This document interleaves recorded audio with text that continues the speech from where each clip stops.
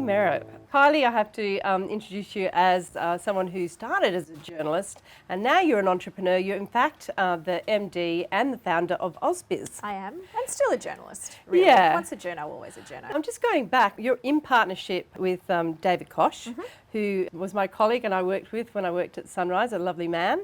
But you go way back with Kochie, don't you? Yes, 20 years. David gave me my first job in finance as a journalist 20 years ago. So he started as your mentor in a way? Yeah, in a way, yeah. Yeah, and now partners, which is a great, transition too. Yeah. So look, when I had the loose idea, I'd say, for ausbiz, I went to him and said, I'm thinking about doing this. And he was just boots and all, like, let's do it. I love it. I love that sort of like drive that Kochie's got, and the fact, when you come up with a good idea, having someone that's just backs you like that. And he loves finance, right? I mean, at heart, we're all finance geeks. You wouldn't be doing it. That's right. No, true. So before we go into ausbiz, because I'm really impressed with what you've set up. I was riveted watching it, in the last few days and beyond. And but tell me, before that, you were working with Kochie, and then you got involved with Your Money, which was what happened with Your Money? Your Money had a very kind of a different, I guess, goal to ausbiz. It was very much a broader sort of a retail finance. They wanted to do a lot of consumer finance. It was called Your Money, and that was sort of the brand. And I think we are very much sort of markets focused. We don't do educational investing type 101 stuff. It is very much a channel and a product for people in financial markets, in corporate Australia. Yeah. And that's, that's what we wanted to do. That's our one little niche. And information's everything in that. It totally is. And it's got to be quick and accurate. Yeah. And it doesn't have to be. The great thing about a streaming business is, we've been able to break away from what traditional television sort of dictates, that you have to do things in a certain way.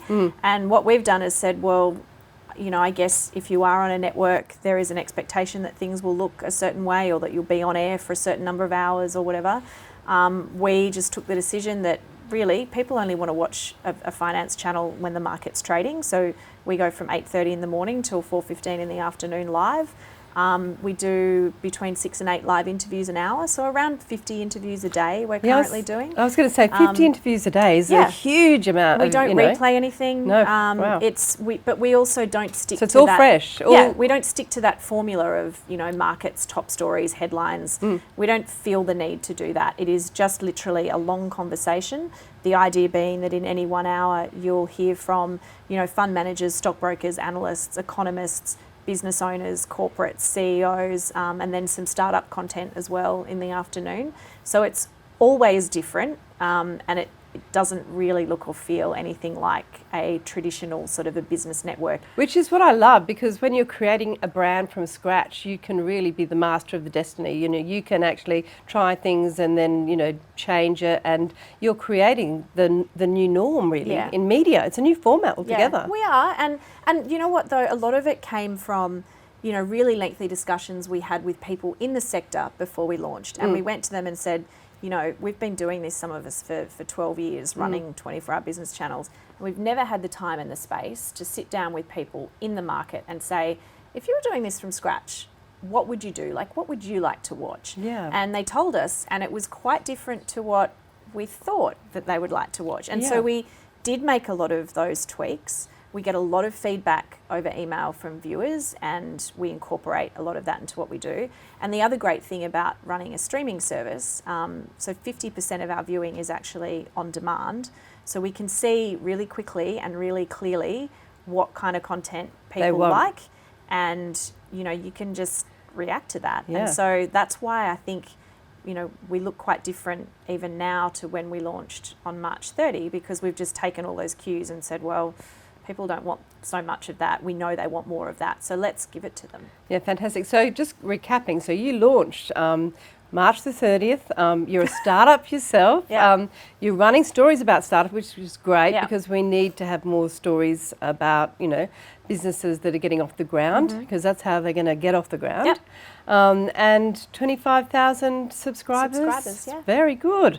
Fantastic. In COVID, in the year of COVID. Yeah. How'd you do it? It's a good question. Look, it's really a lot of the questions we get asked about this are really hard to answer because we weren't around pre-COVID, so we don't really have anything to compare ourselves to. We don't know if we've gone better or worse than we would have if everything had have been as per the business plan. You know, there are a lot of technology challenges that COVID obviously brought. You know, you can't have people into the studio, but it also meant, you know, COVID made this unprecedented, I'm very sick of that word, but unprecedented market volatility, which meant more people started investing or trading, which meant more people were actually interested in this sort of content, and they probably had more ability to consume it if they're working from home. So I don't know if I was sitting here and COVID hadn't happened, whether we'd have 25,000 subscribers or 50 or none. But, you know, there are definitely swings and roundabouts that it brought, and I don't think it's been for us necessarily all negative. No, but you do know the fact that you've survived, you know, in a really tough market, that when the market improves, you're going to thrive. So well done on that level. And for those who are watching and want to actually be on ausbiz or get involved, you know, from investing to advertising to sharing their stories, how do they do it? Just email news@ausbiz.com.au. So all of that's another thing I feel very strongly about. All of the interviews that we have on the channel are editorially driven, so we don't do paid advertorial. I feel very strongly about it because it's people's money, so I think there needs to be very black and white. We've invited these people on because we want to hear from them, not because they've paid and they're here to spruik something.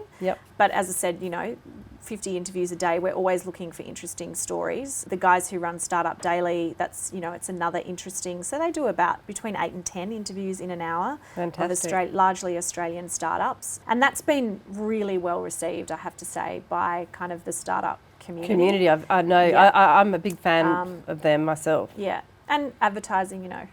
Look me up. I can help with that. Well, look, I wish you all the best. I think it's really exciting what you've done, and you know, you're reinventing the way that we see media and experience media, and I think it's going to be a huge success. So good luck. Thank you. Thank you. Appreciate it.